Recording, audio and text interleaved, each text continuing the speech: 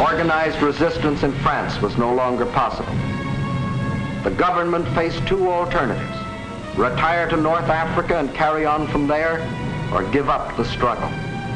France's leaders were old and tired, and the oldest and most tired was Marshal Pétain. Egged on by men like Laval, who saw in a German victory his chance for personal power, on June 16th, Pétain asked for an armistice. The news is carried to Hitler, who received this word of a great nation's fall in a characteristic manner. And welcome back to the Lion's Den, everybody. Panzer King here, bringing you July of 1939. And we are in the midst of war, where most of Europe has fallen to the swastika. Depressing times. Also, I'm the only Canadian in this YouTube wars, and very depressing times because it looks like Justin Trudeau is going to be leading another Canadian minority government. So we'll see how that goes. Election night is not over, but it still is very depressing. But nonetheless, I'm going to distract, relax, and just focus on what the Russians now have to do. The Russians have seen the blitzkrieg across Europe. You know, look at this. I mean, some of these numbers I got to finalize with Hambone here because I think I messed up on a few. But regardless, they've marched into Warsaw. They've marched into Paris. They've marched into Prague. Or sorry, not Prague. They've already done Prague. But they've marched into Belgrade and taken Yugoslavia. And now they got 4 crack SS mountain divisions there. Dangerous times for Europe. Dangerous times. In Britain, well, hopefully their Air Force is up to the challenge. Vichy has now probably the most powerful navy in all of the Mediterranean, next to the Italians. Like, it is a new power swing here, especially for fascist governments. So we'll have to see very much what they do. The only saving grace is at least the Turks now are on the Allied side. So we might see a lot of naval battle in the Mediterranean. And wouldn't you know, the Svetlana and our U.S.S.R group is just primed to see what happens. But anyways, let's move on.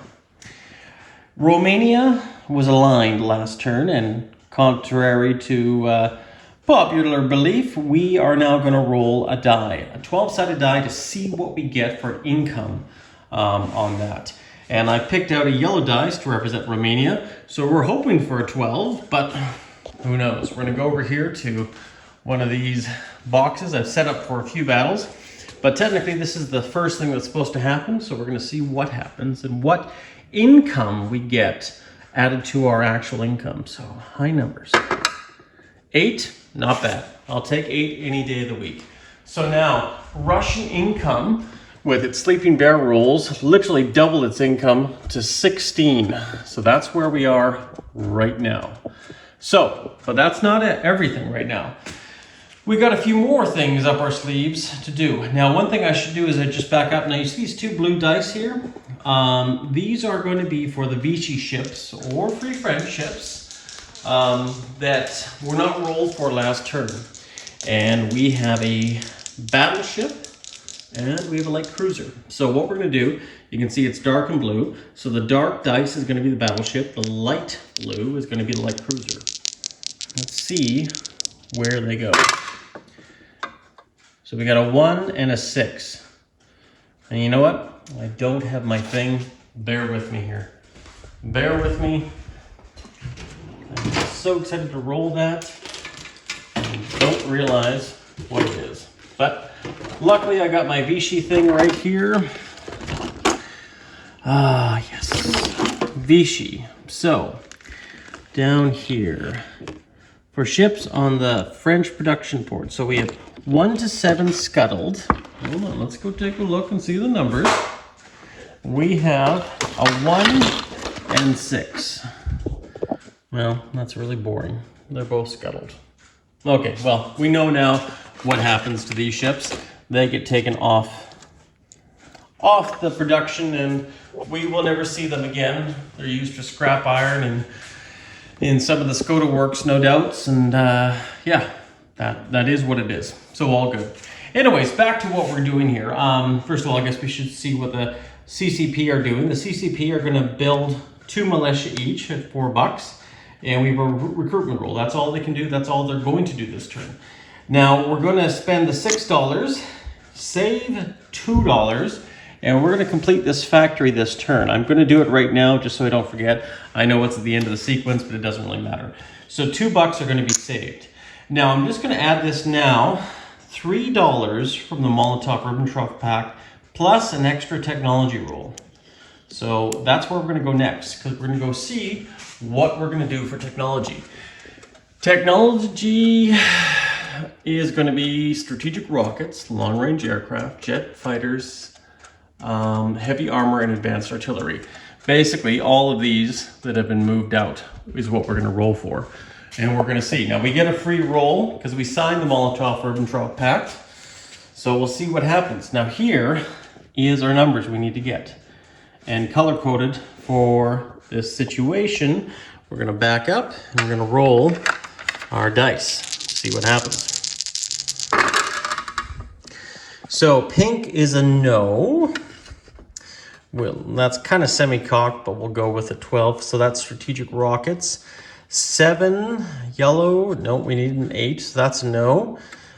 Green, so we got advanced artillery, and this is a 6, so that is a no. So we only got these 2, which is 1 and 9, advanced artillery and strategic rockets, but as the old saying goes, 2 is better than none. All right, so that's where we have moved up on the production chart. We're lagging a bit behind the Germans, which got 3 last turn in that 3rd stage, so we'll see what happens. So now we have $5 in the bank thanks to the Molotov-Ribbentrop Pact, which probably should have been collected at the end of the turn, but it doesn't really matter. That is not important right now. What is important, though, is, of course, that we go for what our combat is. Now, this die right here is to represent our Sleeping Bear rolls, which starts in July of 1939, and this income will help add to our actual income that we need. But every now future attack move, which the Russians are doing here, and we're doing 3 different zones. We're trying to go for the total engulfment of Mongolia, the engulfment of northern Iran, and also we're going to try to go for Latvia, Estonia, and Lubotskov, whatever, northwestern Poland. I'm out of position right now for eastern Poland. That was my bad. But nonetheless, I'll have to worry about that next game. So let's roll those combat moves right now. So let's do some of the obvious ones right now. Kobda and Yula Salataya are going to fall under the Soviet banner. They're walk-ins. We're going to bring our airborne in. It's going to drop our airborne, and the airborne is going to fly back to, well, actually, it can move multiple. 1, 2, 3, 4, 5. It's going to fly back to Western Kazakhstan. This infantry is going to go in and take Kobda. So all of this is going to be taken off the board. So now Mongolia will roll for these rolls, and we'll see if we're successful. Central Mongolia and Kurulin. So we're going to take this POT bomber, and it's going to go into Central Mongolia. And then these 2 are going to be left alone to attack here, see if they're lucky or fortunate nonetheless.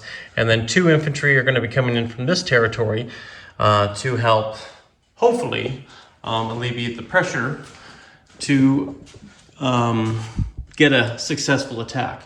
Now, Central Mongolia, we can roll that first. Yellow is defending at 2, which is a cavalry.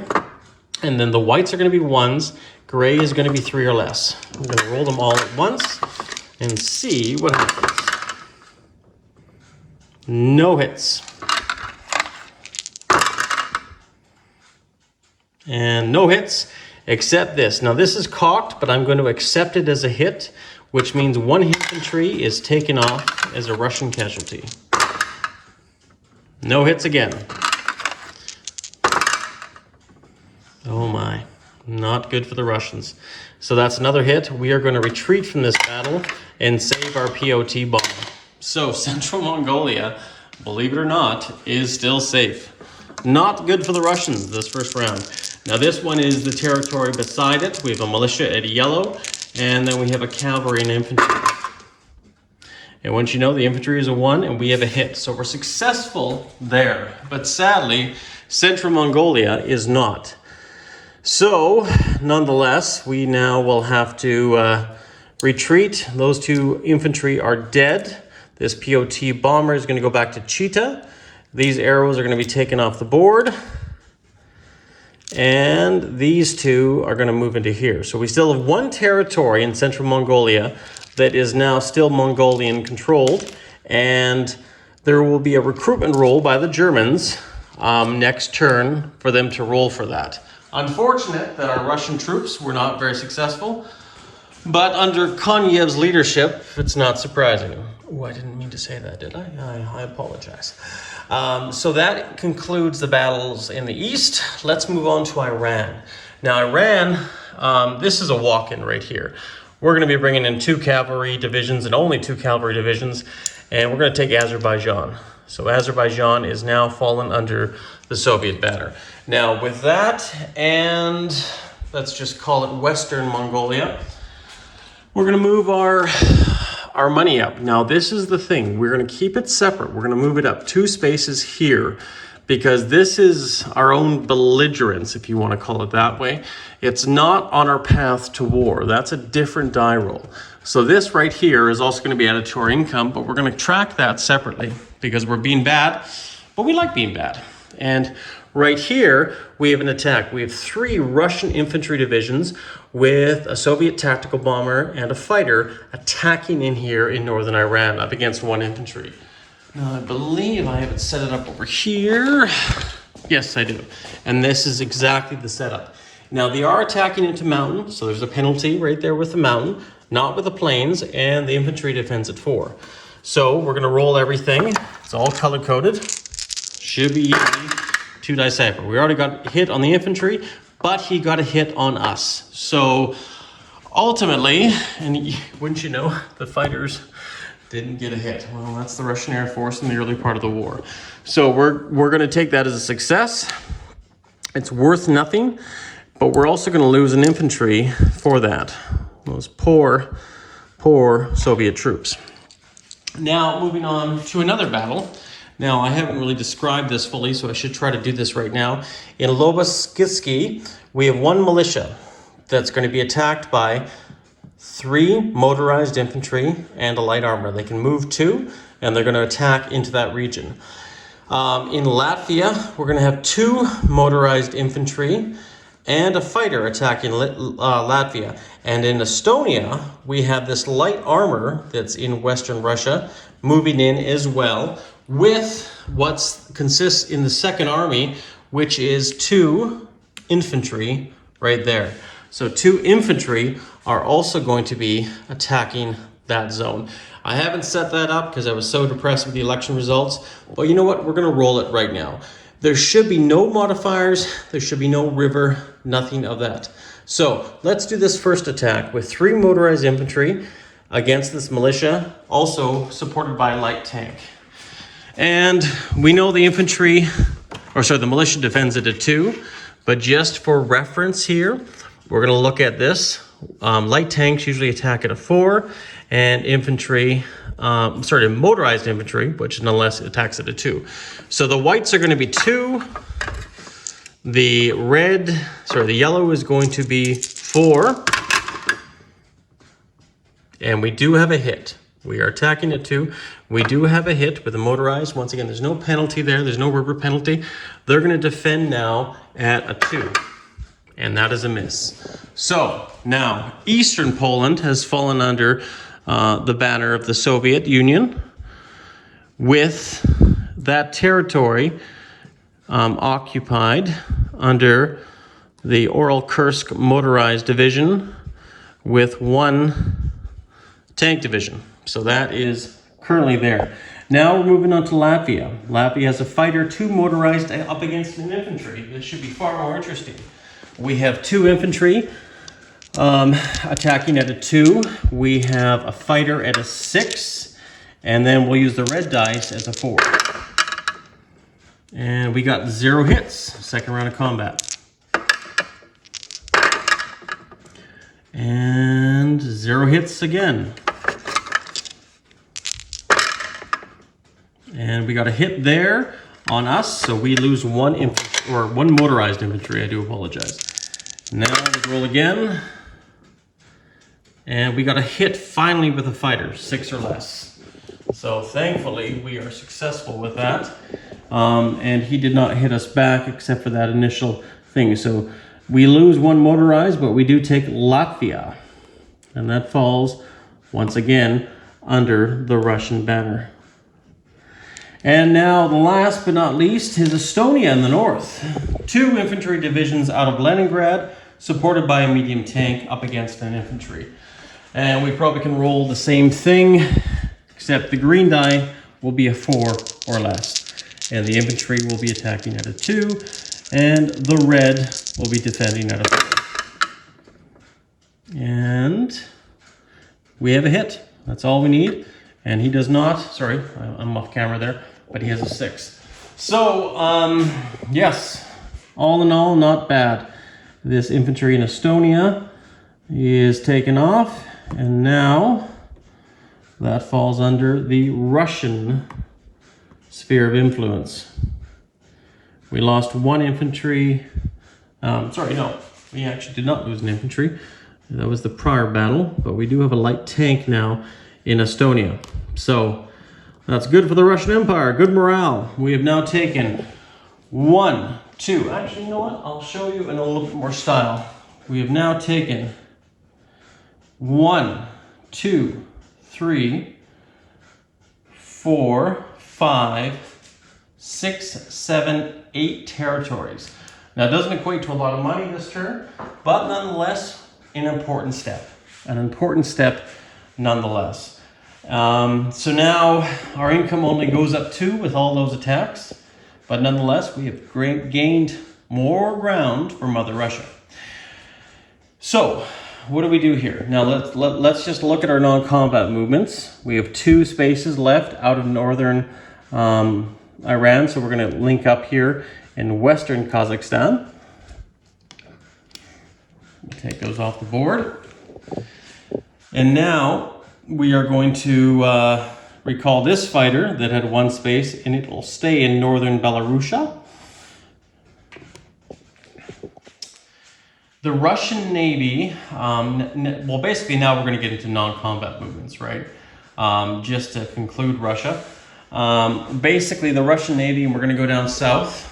Nothing's going to happen with the Baltic Sea Fleet, but down here, we're going to move the beautiful Indian Ocean Fleet up here and link up with our sisters and brothers with the Svetlana in Sea Zone 81 with the British. Just trying to think. I think that's everything for now. Now we have to roll our Sleeping Bear roll. So this is a key one. Let's see what we get. 8 again. So that is good. That is really, really good. Better than average. So 8, we move up to $22 in income for the Russians. Huge increase, huge increase. Plus the $2 that we've already earned. But we're not done yet. Let's just do the CCP quickly. We're gonna take these 2 infantry we just bought. We're gonna move them here. 1 in Tibet, and 1, actually we'll do 2 in Tibet, sorry. And now we'll roll our roll and see what we get. We're looking for a 4 or less, and we got a 12, no good, no good. That's it for the CCP. They will collect $2 plus another $2 bonus for being at war with Japan. So that is their income. This is the income we have got from the Molotov-Ribbentrop Pact and saved, plus $22. So, plus $24. We have 20, and then 24. So Russia, all in all, goes through the next turn at $29. Big increase. Now, if I haven't done that right, please correct me in the comments, but that should be what we're at. We've kept our belligerent income at a different scope than that, but our sleeping bear rolls and the roll and the attacks on Romania have been basically tripled our income. So that is a very nice sight to see. So anyways, that is it for us, guys. I think that is pretty much everything on the map there. 8 and 16. I'm just wondering, actually, should I be at $24? I'm just thinking about that. Because I got 8, I thought, with the sleeping bear roll, and another 8, and I had 8 income, so I should be at 24. So maybe I'll just have to double check my math. I could be wrong. I'm going to add 2 more bucks, but I'll double check that with the rolls and just see. And if I'm wrong, well then I'm wrong and I'll adjust it. But right now, this is where the Russians stand and what we have in certain areas. Eastern Poland, we still have to gobble up. We also still have to take care of southern Iran, as well as central Mongolia. So Russia still has a lot of things to do. If there's going to be any non-combat movements this turn, I should probably do them too. I guess I've already collected my income, but I don't think it really makes a difference. I really haven't done too many. But if I'm going to do one, I'll move this one here to Cheetah. And I don't think I'm going to do a lot here in the east. Right now, no. Unfortunately, there's not a lot I can do. We're just going to have to play everything by ear.